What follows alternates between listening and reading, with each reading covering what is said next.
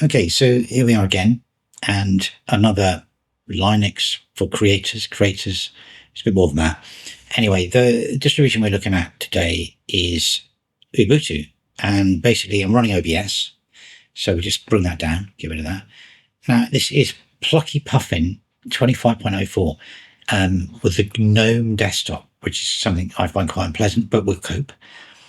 And as you've seen, I've done one for Mint, I did one for Catchy, and I've done one for Bazi. And what we're going to look at, because it's great, you can distro hop and jump around between distributions all you like. It's all Linux at the end of the day.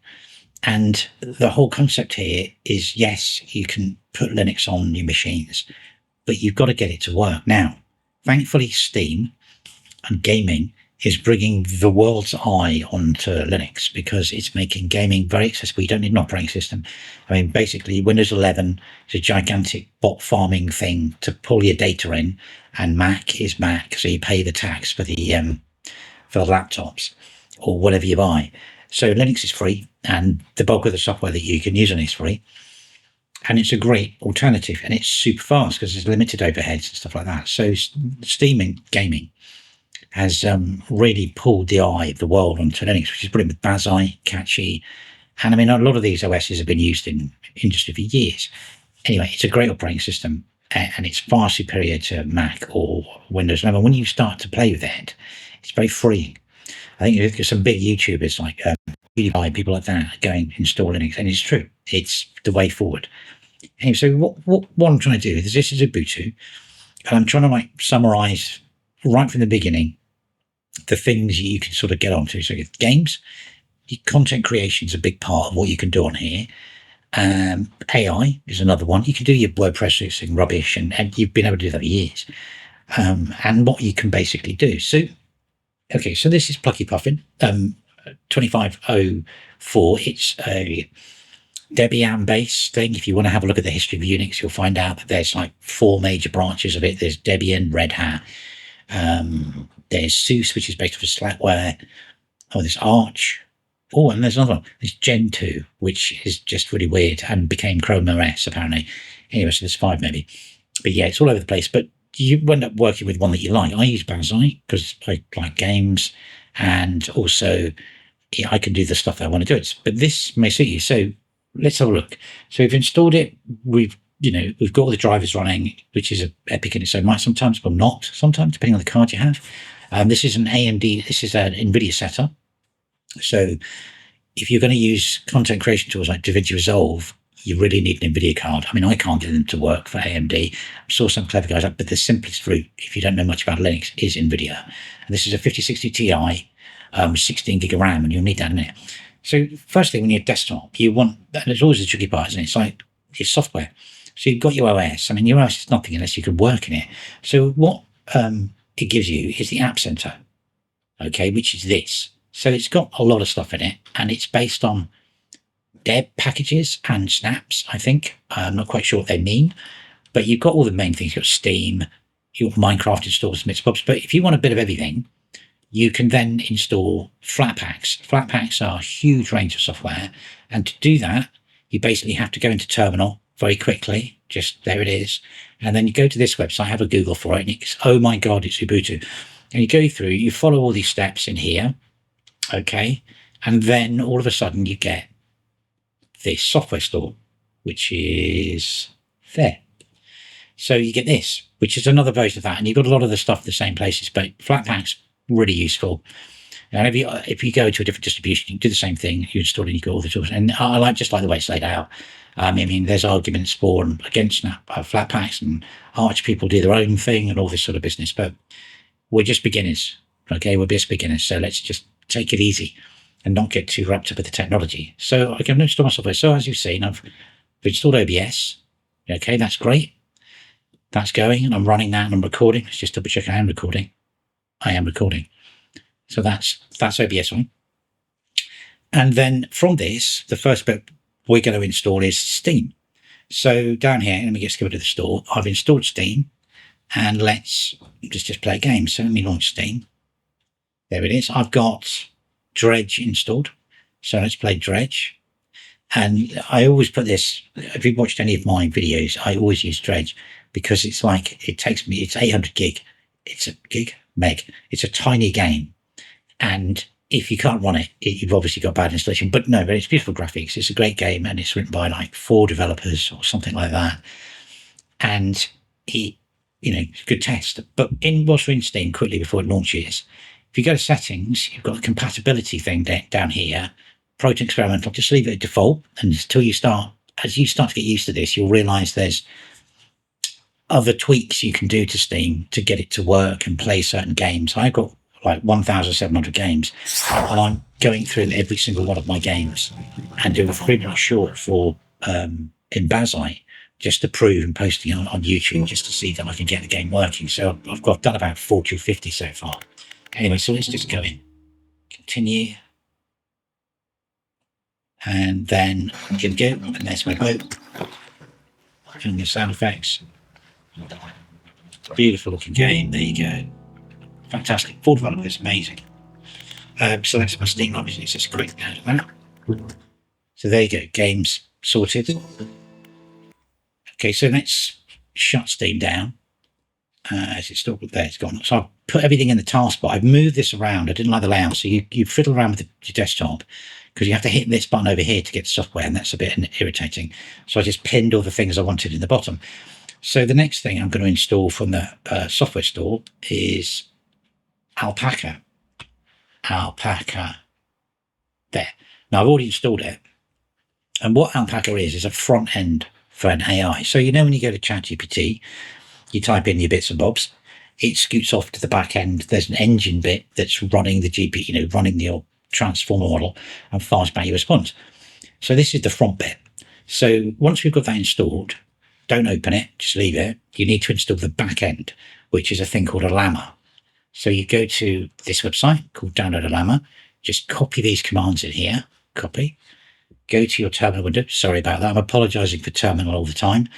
Paste it, and then it will run and install a Llama at the back. But reboot then, but you're good to go. And then you can do this, and you can launch Alpaca. And what it does, it'll ask you to connect to that Llama thing. So you can go in here, it'll ask it on the main screen. So I've obviously installed it, and you can go manage instances. I've connected to a thing called Grok, and all that. You'd click on that, you just click on it, and there you go. You'd just do it like this. I haven't touched anything apart from thought processing, and then click save, and then it's done. So once that's hooked up, you can then go to here and available and download all those models to play with. Now remember, you've got 16 gig of video memory, so you don't want anything bigger than about 13 or 14. There's a really cool model, but it obliterates this machine when I load it, which is this one, and you can get a 14 gig model. If I'm just doing pure AI, I would use that, but for our intents and purposes today, we're going to use Gemma 3, which is 12 billion parameters, and it's 8 gig, so it'll sit in memory. And one thing to remember when you play with this, a Llama keeps the model in memory for 5 minutes. So if you jump out of this and you go off and do something else, like jump into DaVinci Resolve, you're not going to have any video memory for 5 minutes. You just leave it and it will clear it. You can clear it quicker with command line, but if you just leave it for 5 minutes, it will get rid of the model. And you can check. We'll do this at the end with there's a command to see how much video memory is. So then you've got an AI, and this will come into play later on. So that's that. Now, obviously, you were switching over your content creator. You want graphics. So you can install a thing called GIMP, but let's look at this first. Photopea. This is a web-based version of Photoshop, basically, and it's free with advertising over here. New project, green process. And so it's literally as Photoshop-y as you can get. He says, just want to load in here. So let's just that, create. And there you look. So all this stuff. Now, if you don't want the advertising, you can subscribe for Go Premium, single 30 days, team of 50, ridiculous. Or premium single, $5 a month. Compared to my Adobe subscription for Photoshop and the rest of the rubbish, which is like £100 or something stupid, that's a really good deal. Now, you can also install a thing called GIMP. So let's just jump back into there if you want it locally. Now, GIMP has been around probably longer than me, and that's a long time. and it's an image manipulation program. Very much, you can do tons with it. Yeah. And there's Inkscape for vector. But if you want to make it more like Photoshop, you can use Photo GIMP. This requires a little bit of Googling and reading how to do it. And what it is, it's a patch that makes GIMP look like Photoshop. So it really makes it look like Photoshop. So it's a much more usable interface. So, you download GIMP from the Flatpak store, you load this over the top, and you've got a really good workable Photoshop locally, or you've got Photopea up in the cloud. So you've got, okay, so we've done games, we've got AI, we've got Photoshop, we've got, if you want vector stuff, Inkscape and whatever it's called, you've got those. And then the last part of the puzzle, especially for content creation, with OBS, you can capture your games, you can stream, all of that, is editing. Now, you've got KDE Live, which is brilliant and it's free. But you've also got DaVinci Resolve. Now, DaVinci Resolve, there's two versions. There's the free version and the studio version. The studio version is $299 or £255 or whatever it is. It's the best investment in software you'll ever make. It runs on Linux, Windows, and Mac. There's no subscription fee. It's literally used by about, 78% of Hollywood to make those big movies. And you can run it on Linux. And so, realistically, it's the only choice for editing on Linux. Now, the two versions you've got, everybody asks me, I've written tons of installer scripts. It's a pain to get it on to Linux sometimes. So I've written tons, because my mission is to make sure that everybody can install DaVinci Resolve on Linux, because it gives you, it's something. So you've got Steam as the big focal point for games to bring people to be interested in Linux. DaVinci Resolve is the big content creator tool to bring people to be interested in Linux. So my mission, and I have chosen to accept it, is to basically get as many people to be able to install Resolve on anything. So if you look around my channel, you'll find loads of different installers to install onto different distributions and everything. So this is an easy one, Ubuntu. So to do it, you go and find one of the videos. I'll put the link in the description of how to do it on Ubuntu. And you go and download from Blackmagic website. You download, where is it? You download the DaVinci Resolve installer. I've got the free version here. And then this is my universal installer script. You can get it off one of the things. I'll put the link. And then you just literally run that and it will install Resolve. If you've got an AMD card, I can't help you. If you're NVIDIA, you'll be good to go. So once that's installed, you'll get the icon on the desktop. You might need to right click it and allow launching.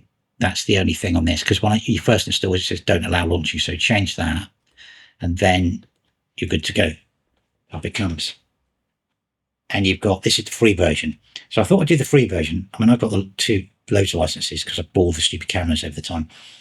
I thought I'd do the free version because it's where a lot of people ask me questions about certain things. Okay, so let's just have a look in here and I'll show you what we've got. Now, this is an NVIDIA card. So the big thing is when people drag MP4s in, or MP5s, H.265s in, they can't see any picture and they can't see anything. That's because H.264 and H.265 is licensed. So in Windows 11 and Mac OS, it's licensed in the operating system. Linux, it's not. So therefore, if it was embedded in the free version of DaVinci Resolve, Blackmagic would have to pay a licensing fee. I think they've done enough by giving us the software for free. So, however, there's an alternative. So if you're using OBS, encode in AV1. AV1 is free. There's no licensing stuff. Strangely, it was created by a conglomerate of Netflix, Google, Sony, and people who don't want to pay H.264 and H.265 licenses fee. It's the future. I'm sure you're watching Netflix. That's being delivered to you in AV1. Most of YouTube now is AV1 because no one wants to pay the licensing fee. So H.264 and H.265 will slowly evaporate off the planet because no one wants to pay. Big companies don't want to pay the money. So we just work in AV1 with the free version. So just stick with that. So up here, you'll find, going to QuickTime, MP4, there it is. AV1 codec, no H.265, no H.264. It's better than both. So you're not losing or gaining anything here. So there you go. So if you just work in that, you'll be good to go.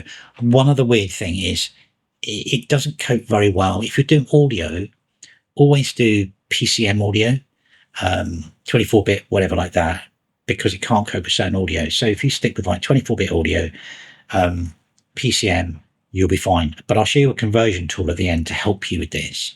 Anyway, so let's just do something quickly, and we'll put the AI and resolve, because in here, I'll show you in a second. Let me just come out of this. Okay, so that's that. So what I'm going to do, I'm going to stop recording this OBS session, stop this one, and then we're going to work on what I've just done, and I'm going to show you how you can use the AI tool without having the AI in resolve. So I'm going to stop recording, and now I've started recording. Okay, so what we're going to do, we'll put that down, we'll launch resolve again, and the recording that what I've just shot should be in the videos folder. And let's just open this up, create. Okay, and now if I go to media pool and videos, there it is. So let's drag that into the timeline. I've shot this at 60p for the game. Right click, create new, doing that. Format, I'm doing UHD, so scroll down UHD, create, and then double click on that. I'm in the timeline. Hopefully there's some audio. There it is. I've actually recorded this and I left it on another setting. Anyways, story for another time. So here we are with my audio, me talking. Now, you could do your edit, do what you like. You know, you've got Photoshop, you can drop your, let's just drop in a tightly type thing up here, effects, generators. What we got? Generators, simple solid, put that in there, move that along there, pop that in, and then, I don't know, put titling in. What we got? Put some titling in. 3D rotating text. Broadcast news. What have we got? Oh my God, sounds very exciting. Look at this. Look. Sample text. There you go. That's I've actually seen that in a broadcast. Someone's left that in. Anyway, so yeah, so you can do all your toys you've got, and just a quick whiz around resolve if you're not really a favour there. Media pool, this is where your media lives. This quick edit thing, they brought it in to speed editor. It's quite good. I'd never use it. Main editor, that's where you live. Fusion, that's black magic, what goes on in there. That's literally a career in its own right. It's really powerful. It's like having After Effects on steroids. Then the page that I worked on a lot, I was a colorist for years, is the color page where we grade and make everything look funky. Then you've got Fairlight, which is an incredibly powerful audio tool, like industry standard. Then you've got the Rocket, which is the delivery page where you can push everything out. So whilst I'm in here, I'm just going to show you. So I can use AV. I've got some test footage on here. I should be able to bring in some other weird and wonderful stuff. So this is Blackmagic Raw. So this stuff works. That's Blackmagic Raw. This is a me. That's a Canon RAW file. I don't look any younger. And then in here, I've got a bit of red footage. Is that going to work? Let's do a new timeline with that in there. So I just nick this off the red site. Is that going to work? What? Is that grabbed the... Yeah, I mean, there's a few foibles with all this, isn't there? I've never tried this on this before. Resolve backup. Is there a file inside there? Refresh. What does it say? Timeline. It's not giving me any data. Oh no, there's the clip there. That's the JPEG sample. What's in that folder? Bear with me. I need to have a look at this. Bear with me. I bet you can do it in here. I wonder if there's some kind of footage. See, that's a folder. There it is. Look. Oh, there's a zip file. Hang on. I didn't undo the zip. I downloaded it from the red site and I've not done the zip file. So I've basically pulled in their demo JPEG.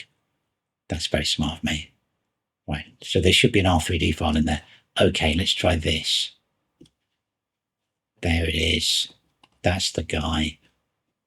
This is red, whatever it is. What is it? Red. 23.99. That's 4K red. So create new timeline, select a clip, create. And then here's our guy playing 4K red in the timeline without a care in the world. Great. Okay. So there you go. Sorry, slight aside there, but I mean, I get quite excited by this. So what we want to do, going to use the editor. This is the free version, obviously. So let's get back to that other timeline, which is this one. This is our main timeline. Let's get rid of that. Now, if we had the paid version of Resolve, what I could now do is this. I could go up here, transcribe. No, I can't transcribe because I need to pay for it. Now, why would I want to transcribe? Because I don't want to have, when I want my YouTube video, I do not want to have to write down a description for this because AI can do this for me, but it needs the transcription. So there's another way around this. So not yet. So what we're going to do, we're just going to go to the Rocket. We're going to click on audio, get rid of that.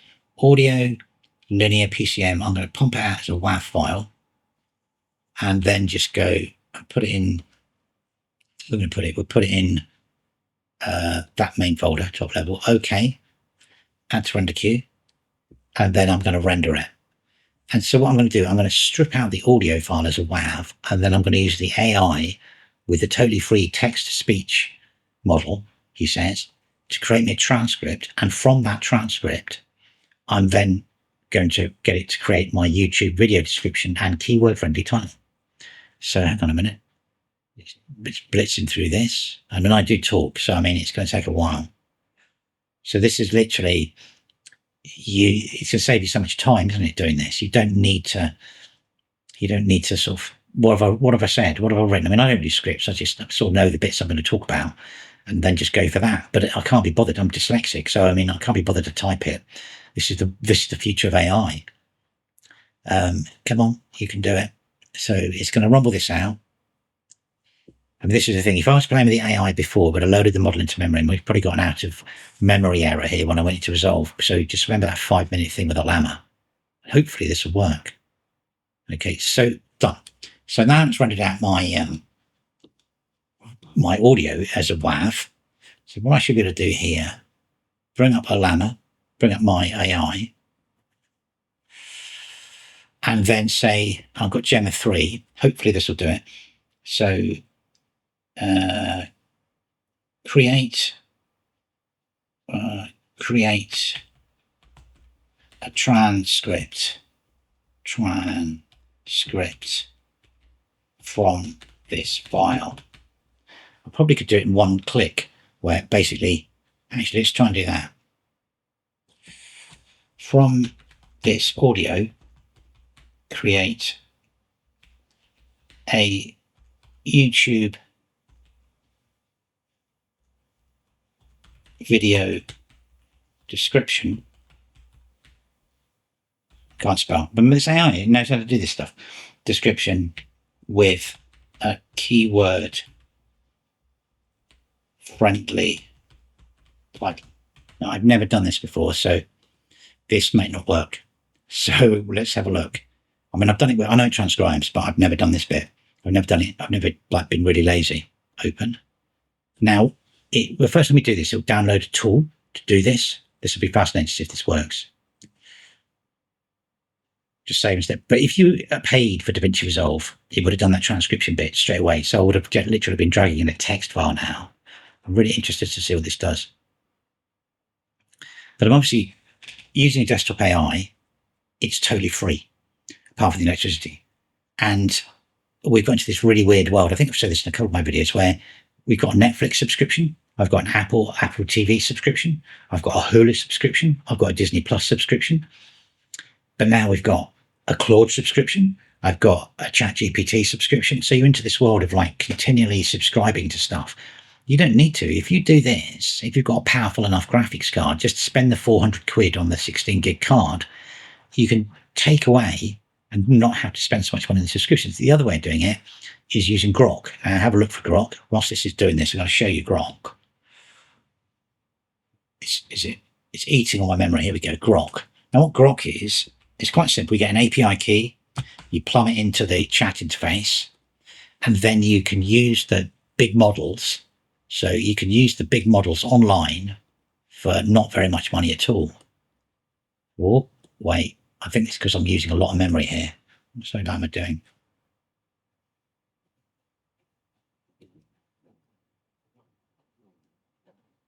Is that still doing it?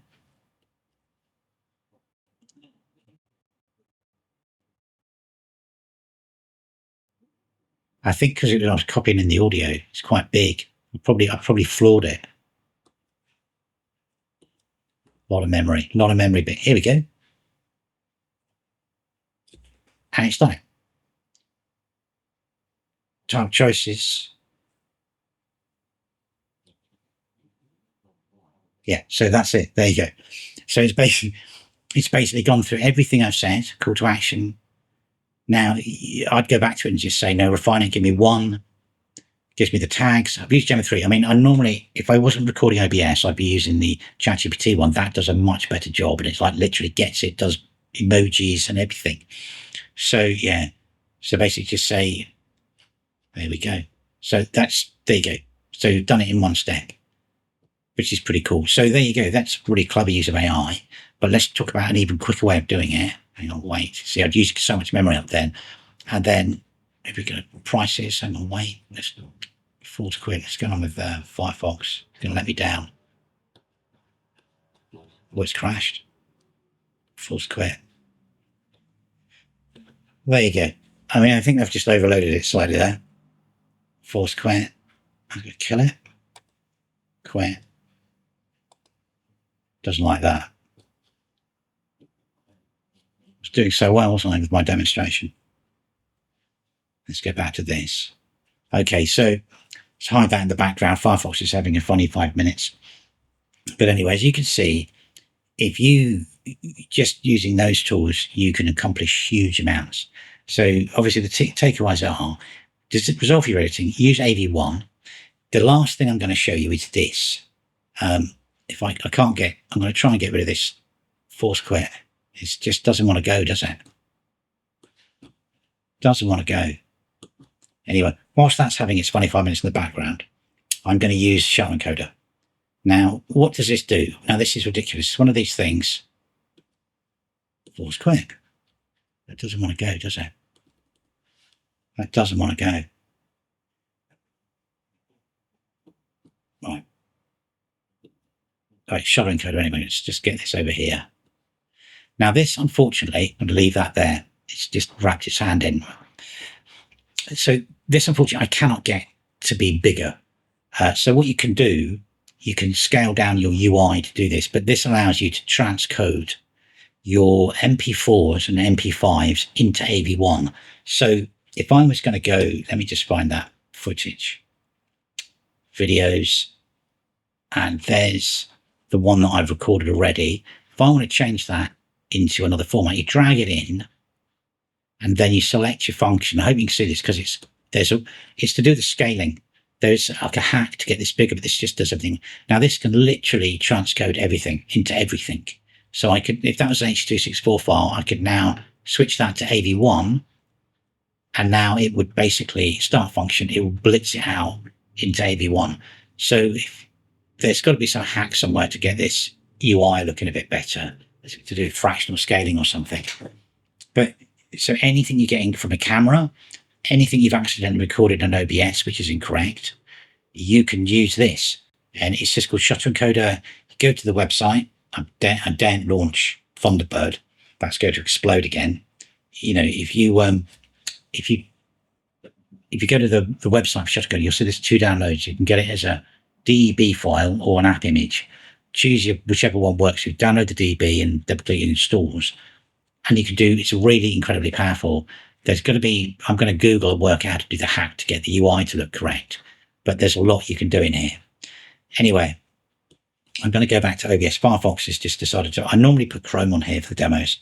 Anyway, there you go. So I hope you've learned some information from this. I know I've rambled on there a fair bit. There's so much you can do with Linux. It's a really brilliant operating system. All the versions are. And you can, free yourself from Windows. And it's so powerful. Games, content creation, Photoshop, everything is right there, and it costs nothing. The only thing you need to pay for, you should pay for, is DaVinci Resolve. That's the only piece of software that's worth paying for, to tell you the truth. As for the rest of it, there's Caden Live. There's another editor, which is Lightworks, very powerful. That's on here as well. But yeah, I mean, you can see there's just so much you can do. Just play with it. It's free. And Ubuntu is a good one, sort of works. I mean, I'll go through some other ones. I think I'm going to try and do Fedora next. And I'm trying to get OpenSUSE to work. That's a brilliant OS. I can't get it to work on my NVIDIA card.